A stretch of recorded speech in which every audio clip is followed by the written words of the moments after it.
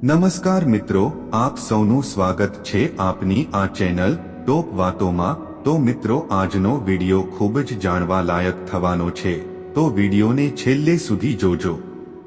મિત્રો, વાસ્તુશાસ્ત્રમાં જીવનમાં સુખ સમૃદ્ધિ લાવવા માટે અનેક ઉપાયો જણાવવામાં આવ્યા છે।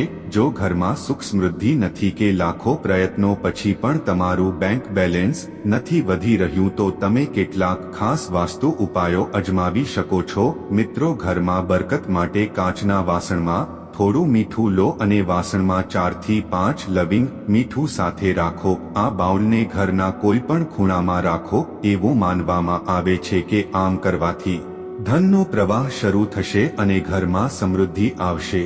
તમને જાણીને નવાઈ લાગશે કે ડસ્ટબિન ક્યાં રાખવામાં આવે છે તેની અસર આપણા આર્થિક જીવન પર પણ પડે છે।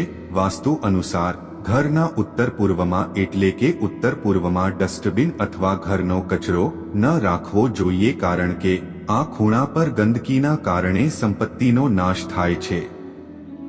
વાસ્તુ અનુસાર દરરોજ ઘરની સફાઈ કર્યા પછી ઘરના ઉંબરાને પૂજવા જોઈએ। ઘરના મુખ્ય દ્વારની આસપાસ સ્વસ્તિક ચિહ્ન બનાવો અને દીવો પણ પ્રગટાવો। તેની સાથે રોજ સવારે અને સાંજે કપૂર સળગાવી દો। એવું માનવામાં આવે છે કે કપૂર બાળવાથી ઘરમાં સકારાત્મક ઉર્જાનો સંચાર થાય છે। ધન વધારવા માટે રોજ હનુમાન ચાલીસાનો પાઠ કરો। 5 મંગળવારે પીપળાના પાન પર લોટનો દીવો પ્રગટાવો અને તેને હનુમાનજીના મંદિરમાં રાખો। ધાર્મિક માન્યતા અનુસાર હનુમાનજીની વિશેષ પૂજા કરવાથી ધન પ્રાપ્તિ થાય છે। ભોજન કરતા પહેલા અગ્નિદેવને અર્પણ કરો। એવું માનવામાં આવે છે કે અગ્નિ દ્વારા રાંધવામાં આવેલા ખોરાક પર અગ્નિનો પ્રથમ અધિકાર છે। અગ્નિદેવ માટે ખોરાક અર્પણ કરવાથી ધનધાન્યના ભંડાર ભરેલા રહે છે। પીપળનું વૃક્ષ હિન્દુ ધર્મમાં પૂજનીય માનવામાં આવે છે। શનિવારના દિવસે પીપળના ઝાડ પર સ્ટીલ કે ચાંદીના વાસણમાં કાળા તલ, કાચું દૂધ, ગંગાજળ, ગોળ, મધ નાખીને ઝાડના મૂળમાં અર્પણ કરો।